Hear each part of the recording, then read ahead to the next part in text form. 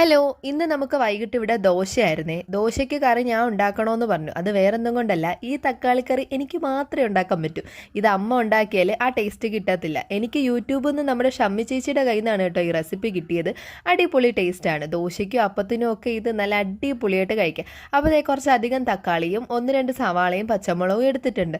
അത് എണ്ണയിലിട്ട് നന്നായിട്ട് വാട്ടിയെടുക്കുന്നുണ്ട്, ഉപ്പും ഇട്ട്.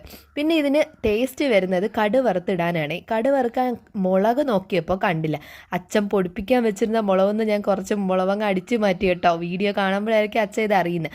അപ്പോൾ അതേ നമ്മുടെ ഈ മസാല ചേർക്കേണ്ടത് വേറെ ഒന്നുമല്ല, മുളക് പൊടിയും കായപ്പൊടിയും മാത്രമേ ഇതിൽ ചേർക്കത്തുള്ളൂ. പിന്നെ അതേ നിറയെ വെളുത്തുള്ളിയും വറ്റൽമുളകും കടുവും കറിവേപ്പിലയും ഇട്ട് നന്നായിട്ട് കടു വറുത്ത് നമ്മുടെ ഈ കറിയിലോട്ട് അങ്ങ് ഒഴിച്ചാൽ മതി.